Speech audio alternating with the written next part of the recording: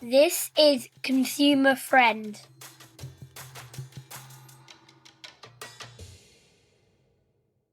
Hello and welcome to another episode of the Consumer Friend podcast.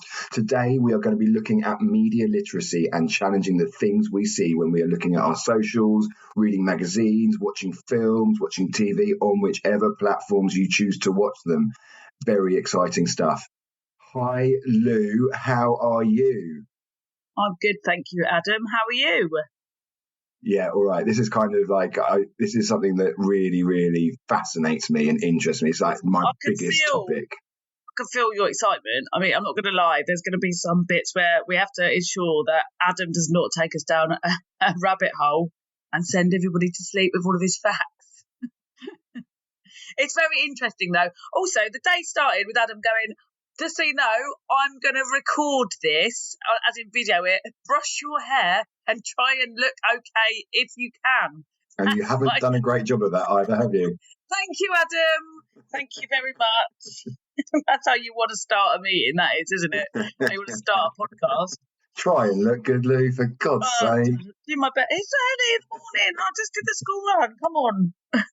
So, what does media literacy look like to you? What do you think media literacy is? Oh, so we're sort of having a bit of a role reversal with this one, aren't we? Because you're the expert.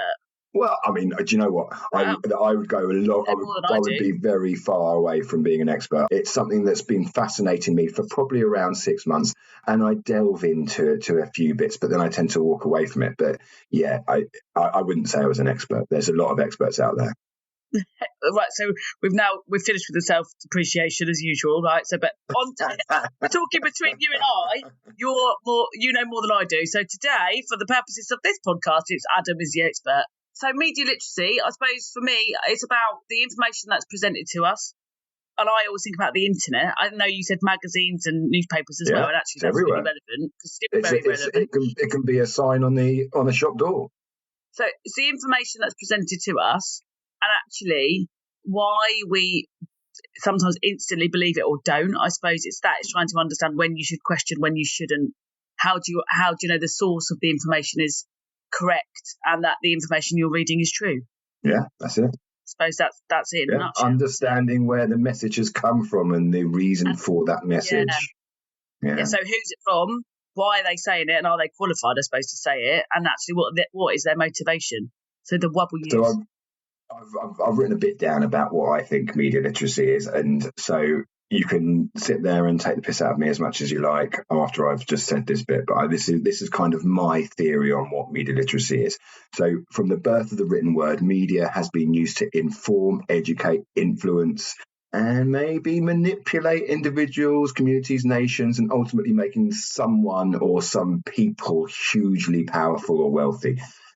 The National Association of Media Literacy educators define media literacy as the ability to assess, analyse, evaluate, create, and act using all forms of communication. So it's that ability to navigate the now constant messaging being received from various sorts of media. It's understanding the reason why we see, or maybe the reason why we are being shown what we're being shown. We need to be able to critically assess each piece of information and ask ourselves questions like, what's in it for the person or the company that has put that in front of me? Who's behind that person that's put it in front of me? So it does sound a little bit kind of conspiracy theory and a bit kind of scary.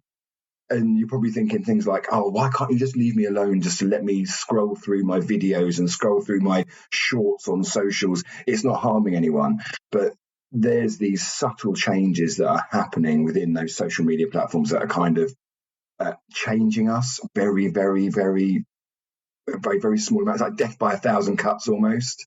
Oh, you're so excited. Also, what media literacy is also about the creation of media as well. So it's also about what we're doing here. We're creating media, we're creating content, and we have got a duty of care for the content that we're putting out. So the information that we're putting out it's up to us to think about how that could affect other people.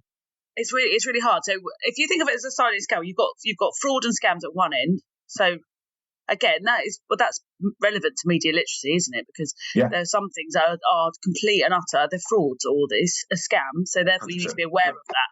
And then you've got almost like a sliding scale to the truth. So if you've got fraud and scams at one end of sliding scale and then the truth at the other end, there's lots of bits or pockets in between where things are misleading, or we're nudged into making certain decisions or to having certain opinions because it benefits the person giving us that information. Yes. And also different people interpret those messages in different ways as well. So you could read a headline and you'd think something completely different to what I would think if I read the same headline. So it's also individualized as well. It's huge.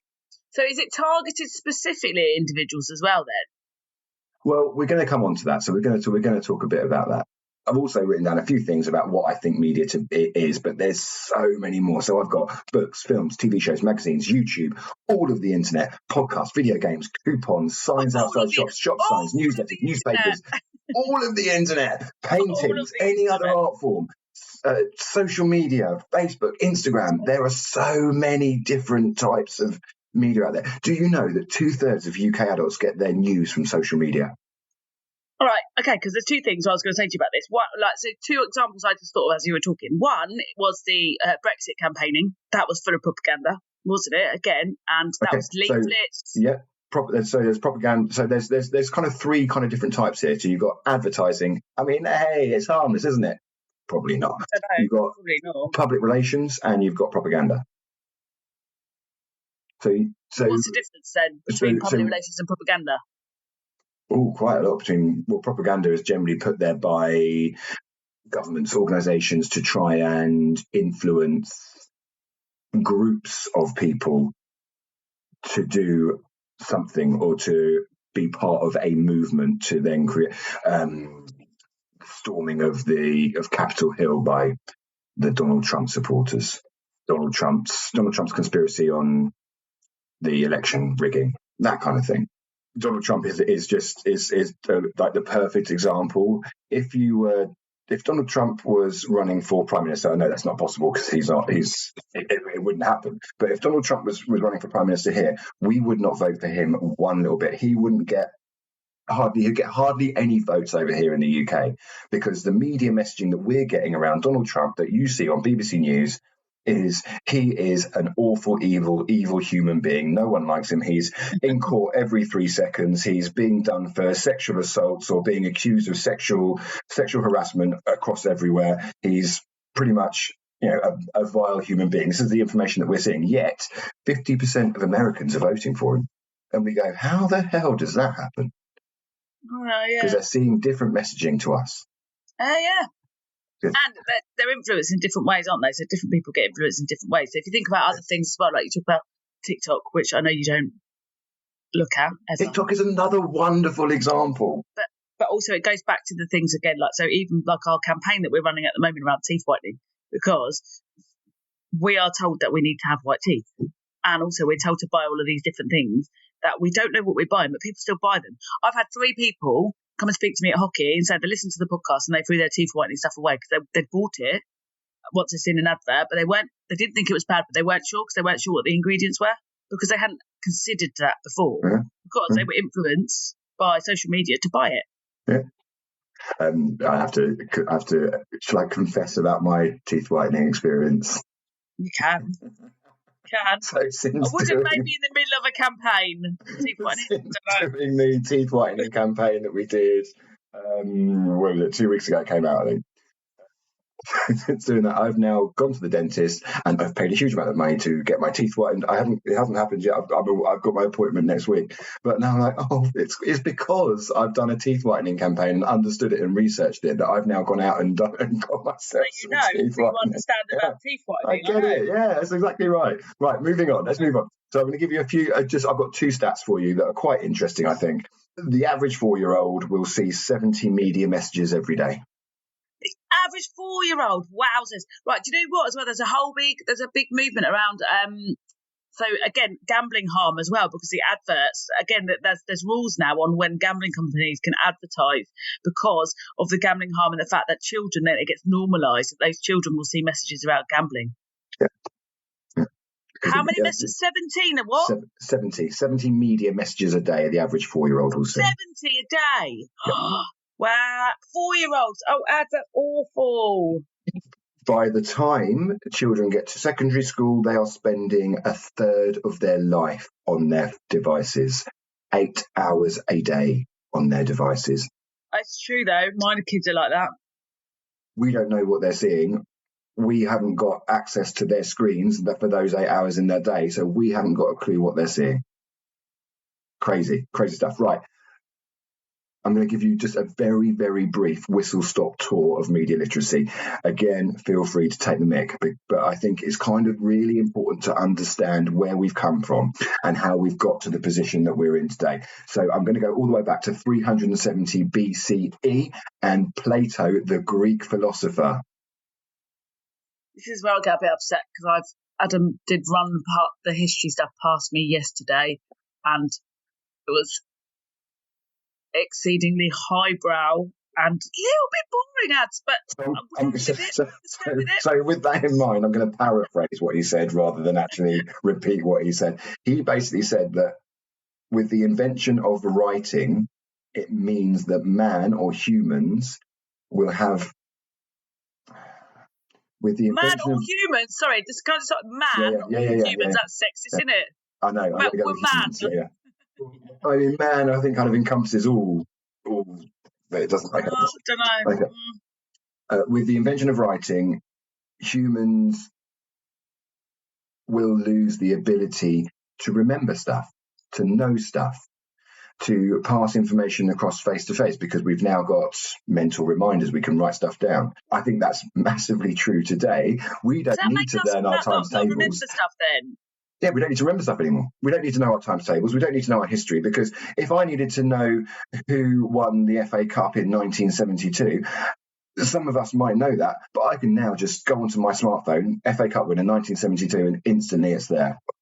Do you think that makes our brains function differently or less? Absolutely, yes, 100%. It's like damn human intelligence. But then what's our brain? What are we doing instead with our brains then? No, it's not good at the minute. My memory. What are we doing? What do we do? We must still be using our brains. We're just not accessing all of our brain now. We're not accessing all of our brains, isn't there? There's some kind of statistic out there that humans only use 20% of their brain power or something like that. I don't know what that is, but I haven't researched that bit. I mean, I can do, but that's maybe another podcast. Or maybe you did and you don't remember because yours is only out functioning at 7%. I don't need to. I can probably just Google it. I should look at my phone and just find it. Yeah, absolutely. Yeah, exactly. Right, I'm going to fast forward from 370 BCE to 1436, the printing press. The printing press meant that books, leaflets, pamphlets, newspapers could be printed en masse very, very cheaply.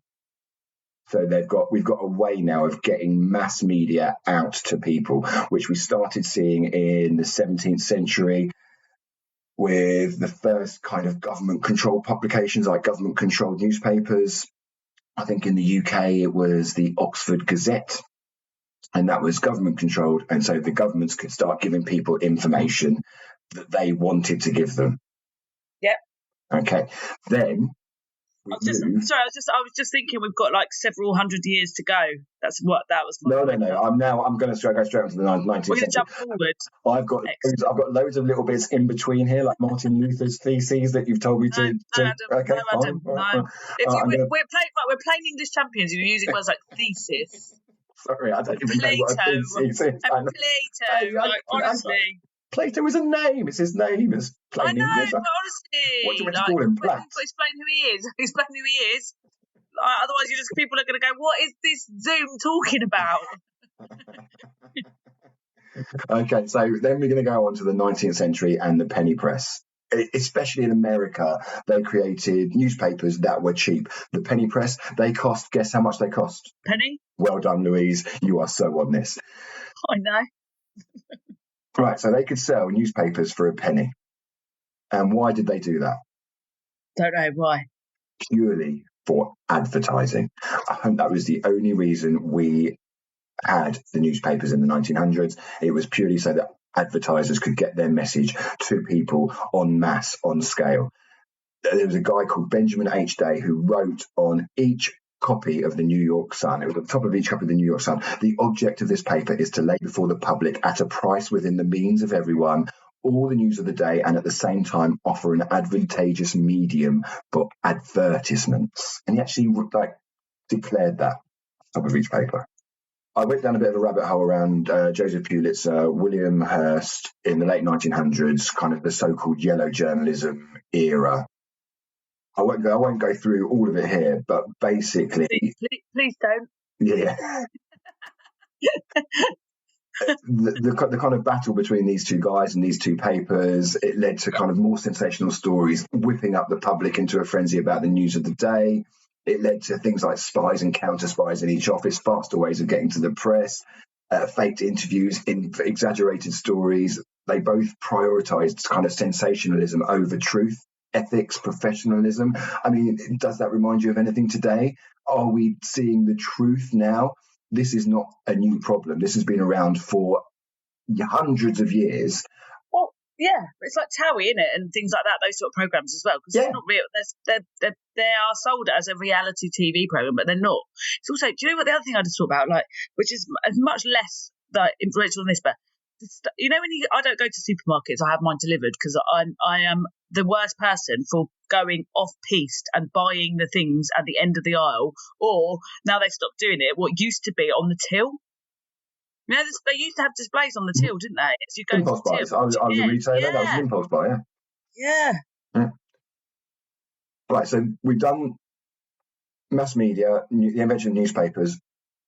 I won't do the 20th century because what you've got there is you've got the invention of moving pictures, you've got film, TV, radio, now you've got the internet and social media. All they are just easier, cheaper, faster ways for advertisers to get their message to you. If I was to say to you, what would you consider Meta and Google to be? What kind of company are they? What do you mean, what kind of company? What kind of company are they? What's their social media? Sorry, social media or data companies. Data, social media, tech. Some people call it big tech, don't they? Yeah. Big tech companies. Yeah. Google, Amazon, and Meta. They are advertisers. So they've created these platforms. The reason why they've created all these platforms is to monetize it, and the best way they can monetize it is to put advertising on their platforms. Sorry, it all sounds so dark. I'm so sorry. Oh, no, but it does. But also, this is where we come back to scam adverts, which again links it back to the podcast we just did on scams, which was where my mum clicked on an advert on the social media platform, which took her down a line where her data was then harvested, and then she was essentially, her personal information was trafficked from organised crime group to organised crime group, which is what happens because it started with an advert because she saw something and thought, I want that. And if you look online now, you've got cookies. So we all accept cookies, right? I mean, I do. Well, you don't. And I know the dangers. No, but you don't with cookies as well. Because a lot of people, there's a misconception that people think if you reject the cookies, you won't be able to access the website that you're trying to access. Also, the other thing that they tend to do is, and this is part of the stuff in relation to dark patterns, which I think we need to do a whole nother podcast on dark patterns about how we're nudged into making decisions, is that we've all got, I want to say cookie fatigue, because that's how I say it in my head, but it's fatigue, cookie fatigue, not fatigue. Cookie fatigue is because, again, if you've got a straight accept or reject, that's easier. But if you have an accept or a manage cookie preferences, that takes time, man. That takes a lot of time.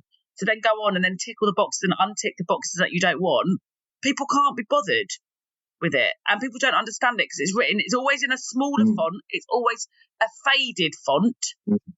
It's always, you have to do the tricky clicking away of the boxes as well. So people do accept it. Yeah. And also this whole misconception that if you push reject, you won't be able to access the website, because that's what people think. So people are accepting because they think they'll be pushed off the website, or they're accepting because it's easier. And they don't realise then all of that data that's being harvested from them to then fuel their feeds to ensure that they are then seeing the right adverts going forward. Cookies are the best thing for advertisers, aren't they? They can now target you specifically. They can target individuals with their adverts. Yeah. Whereas in the old days, they'd put something on a big billboard and just hope that people drove past it or walked past it and saw it and thought, oh, that looks nice. I wrote an article in relation to some legislation that's coming in Europe. I won't bore everyone with all the facts of the legislation, but the legislation specifically talks about things like like the dishonest user reviews. So where particular companies will manipulate it, so you'll only see the positive reviews, you won't see the negative reviews, or there'll be fake reviews on there. Infinite scrolling is a design tactic often used on social media platforms, which automatically loads more content as users scroll down. So this can keep users engaged for longer and longer periods, leading to excessive time spent on a platform, which is that's good fascinating, isn't it? That is fascinating. Yeah, you'll see the adverts as well. That it never ends. You can just carry on forever and ever on your social media platforms, just constantly scrolling. That is fascinating. And the reason why they do that is so they can constantly bombard people with adverts and information. And also, because of the algorithm, those platforms, they want to keep you on their platform. So they will work out what you like seeing, what you want to see, and it will give you more and more and more of the same stuff. And you get those endorphin hits, and you're loving seeing it. You're loving watching it on TikTok, on Facebook, on Insta, whatever it may be. And they are keeping you on their platform. They are taking your attention so that they could sell you stuff. I mean, I cancelled my subscription to Facebook. I didn't want to pay them anymore to be on Facebook. I didn't do it anymore. You cancelled it. You didn't pay for it anyway. Oh, that's right. No, I didn't pay for Facebook, is it? The product is free. That's right, isn't it? So if the product is free, you are the product. What? They are selling to you. If the product is free, you are the product. You are the data. You are what is being sold to the advertisers. Well, this is the other thing, but there's also with social media platforms as well. They have like disguised adverts as well, which is where the issue becomes things like, so there's a blurring of the lines, isn't there, between content and adverts. So users might click on what they think is content, which is actually an advert as well. So there's a whole range of stuff that they do, like nudge tactics and things to keep us on those platforms. Again, the other thing we said as well, they won't let you on those platforms. They don't like you to link to other platforms because they don't want you coming off that platform. Yeah, of course, yeah. So you have to stay on it. And so with the algorithm constantly showing you more and more stuff that you want to see, remember what I said about the sensationalism back in the 1900s? Humans love a scandal. They love sensationalism. They love true crime, all this kind of stuff. It's something to really get them into whip them into a bit of a frenzy. So what their algorithms are doing is is taking people down dark routes. And you know, there's now more people that believe the earth is flat than ever before because of an algorithm on YouTube pushing people towards the flat earth conspiracy theory. It's insane. I love this. There's something called privacy zuckering, which is obviously named after Mark. Is it It's Zuckerberg, isn't it? Zuckerberg. And so on Facebook, this tactic tricks users into revealing more personal information than they would if they fully understood the consequences. Users might think they are sharing content with a limited audience, but in reality, their information is being shared more widely.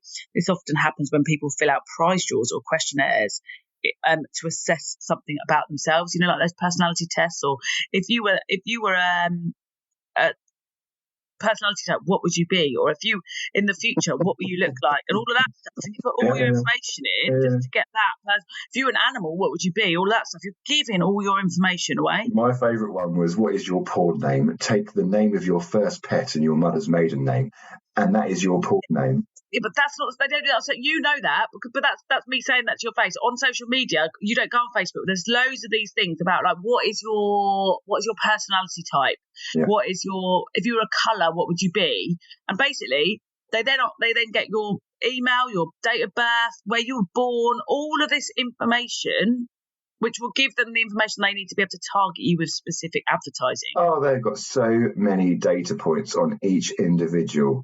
Data is now probably the most traded commodity in the world. It's crazy. It's so valuable. People's data is so valuable. And like you said, that the fear of missing out, like I said, I'll get it sometimes, that sense of urgency or scarcity. So there's not a lot of these, or the urgency, which pushes you, again, back into things like we talked about before, hot state. So you're not making decisions. Had the information been transparent and you had the correct information, you probably wouldn't make those same decisions. But because you're like, I'm not going to get it, I'm going to miss out. You act in a different way. Louise, I think I could go on for a long, long time here, but we need to move on. In terms of media literacy, there are 5 key questions. I'm just going to run through them. We can have a little chat about each individual one, but we haven't got that much time to do that. So maybe we can go into depth on these in next season. So the 5 key questions are: who created the message? We need to understand that every message you're seeing has been constructed by someone or a group of people. We need to understand that. So we need to understand who created that message and who is that person behind that person or that organisation. But you don't need to be that, like, okay, whilst Adam is like on this thinking that the whole world is out to get us and that everything's a conspiracy theory. Do you know what I am? Yeah, you are. Right. I'm sorry. People just put genuine messages out there. Just put that out there as well. Like, not everything. Yeah. It's, This so you're going, who's behind every message? So who's behind us, Adam? No one. Like, we are. It's just us. Exactly. Yeah. Just be like, well, also remember, we don't want to scare people, especially people with children. Question 1, who created the message? Question 2, what creative techniques are used to attract my attention? So media messages are constructed using creative language with its own rules. We're creating this message. We're creating this podcast. We are using voice. We've got some music at the beginning. We're recording it. So we've got some pictures in the background. I've got a nice picture in the background trying to display the kind of person that I am. I've got good vibes only on the picture in the background. This is the different. I've got dark grey, like a dark colour. What does that say about me, Ads? It says it's Monday. This is kind of like, I think it's called multimodal media. So there's lots of different information being thrown at people at the same time. So what creative techniques are used to attract your attention? Colours, fonts, all this kind of stuff. Question 3, how might different people understand the message differently than me? Different people experience the same media differently, right? So I'm going to go back to Gavin and Stacey. Everyone in the UK loved Gavin and Stacey. It was a proper hit, wasn't it? It was a great TV show. Yep. It resonated with the UK society, didn't it? It was so relatable to a lot of people that are living in the UK. Now, if you showed that to people in Saudi Arabia, it would not be a hit because it wouldn't resonate with their society and their social norms. Yeah, so people see things in different ways. Make sense? Yes. Make it a sense. Good. So number 4. I don't think you need, I'm just going to stop you on that one. I don't think people need to think about that. I don't think people need to consider, like, I know you want to because you love this stuff, but I don't think generally as when we're educating, trying to sort of give some clear messaging on what to look out for, I don't think people need to consider how other people view the messages they've seen. Okay, yeah, fair enough. Because otherwise, unless you Adam, it's too much. It's too much, maybe too much. Email in, and Adam will talk to you all day long about this stuff. You can consider all those angles. I think you do it a couple of times, and it almost becomes natural that of what you're looking at. It might not. It does to me. Number 4, what values, lifestyles, and points of views are represented in or omitted from this message? It's important to understand that there are no value-free media and never will be. All media carries subtle messages about who and what is important. Choices have to be made. These choices inevitably reflect the values, attitudes, and points of view of the ones doing the constructing. The decision about a character's age, gender, or race mixed in with lifestyles, attitudes, and behaviours that are portrayed are the values of the creator. So whoever created it. Yeah. Well, that's why you've got to go back to, so, right, who's saying it? Right, and question, are they qualified? Where are they getting, why? And so who is actually saying it?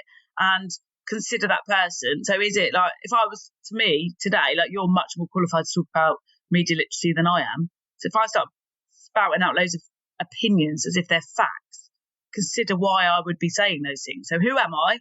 And have I got credibility? Am I qualified? Then why am I saying those things? Is someone paying me to say those things? Am I going to make money to say those things? Consider my potential outrageous bias or unconscious bias in certain situations, isn't it? But it's the who, the why, and the what all the time, without being cynical, like ads. Without being, there's no Wi-Fi. Yeah, you're bringing me back, which is good. So those 4 questions are great. The 5th question is probably the most important one. Why is this message being sent? Why am I seeing? Why? Most media messages are organised, constructed to gain profit or power. That is a serious consideration. please understand that the reason why you're seeing what you're seeing is that someone can make money. Well, yeah, or get information which then allow someone else to make money. Yeah. Generally, isn't it? Like, but then there are some people as well. We can't lose the fact that some people just do things because they're good. So it's not always about money. Yeah, I think that's a really lovely way to look at the world. I'm not entirely sure it's entirely true. I'm going to continue to look at the world like that because I like to, because I have ever the internal optimism, Adam. But I do think some people do things just for good. I do. Or whether it's personal gain is subjective as well, isn't it? Personal gain can mean finances, it can mean gravitas, it can mean social status, it can mean attention, all of those things. So yeah, but it's very important to consider why, and that's that question, isn't it? Why are they doing what they're doing? Is it money? Is it personal gain? Yeah. Is it ego? What is it for? And actually, why am I seeing it? And actually, some of those things are less harmful. Yeah. So right. Worth considering. Louise, we have spoken for a very long time. This might be a slightly long podcast, so I'm going to try and wrap it up and try and give it a bit of a conclusion. So when you're out there navigating the world of media on your 8 hours a day, looking at your smartphone, whatever it may be, watching TV, Netflix, understand that there are messages that have been put there solely to make money and to get power. The reasons why we watch Netflix is because we're paying for it, aren't we? That's what we're doing. We are paying someone so that we can watch this stuff. We are paying people. We're too old. What else are we going to do? We're going to watch the telly. That's what we do. We watch the telly. Go for a nice walk. We do go for walks. You can't go walking all day. You can't walk all day, can you? So if you're listening to this, there's probably a good chance that you're already quite tech savvy, media savvy, or certainly interested by this subject. It's important to understand that there are so many more people that aren't and that don't necessarily understand about the message that they're seeing. So don't get yourself uninvited to parties like me, but try and maybe help people along and try and show them that the reasons why they're seeing messages are purely because people want to make money or be in power. That sounds a bit dark. That sounds a bit deep, doesn't it? All right. So whilst Adam has gone down the darkest of the darkest rabbit holes ever to a place where we're all living in bunkers and we need to start prepping and buy some tins of stuff. Right. It's just important. Just question. I always say this to my kids: question your questions, but also question the source of the information. So question where you're getting your information from. So we've had this quite a lot. And again, just because it's on the internet doesn't mean it's real. Just because you've seen it on TikTok, Instagram, Facebook doesn't mean it's real. So it's just that is the message, but slightly lighter than living in a bunker with I'm so sorry. Everyone, I'm really sorry. I mean, if you want to talk more about this, please get in touch with me. We are available at info@consumerfriend.org.uk. Let's start a movement, people. What's the movement going to be about, though, Ads? What's it going to be? Media literacy. Hashtag consumer friend media literacy. You've got to get consumer friend in there. It's all about branding, right? No, but also you say that, but you're also just to finish on, like, so you say about information. So our brand is consumer friend. So we're trying to help consumers. Still, Floss goes, it doesn't work with me because consumer friend makes me think about you eating your friends. So again, information that we put out there, messages being interpreted in different ways, being distorted. And she, like, every time I say it, she goes, it really makes me laugh because I just think about like people eating their friends. I was like, excellent. This is a great brand name. But again, isn't it? It's media literacy. Lou, on that, I'm going to end it. Thank you very much for listening. If you made it to the end, thank you very much for listening. Well done. Yeah. Really, really proud of you guys. We are available on podcasts, consumerfriend.org.uk, and on socials. Of course we are. Everyone's on socials, despite my personal social media ban because I don't like it anymore. Thank you very much, Louise, for being with me today and also surviving. I'm keeping up. Just about. Thank you. Bye-bye. Bye. This is Consumer Friend.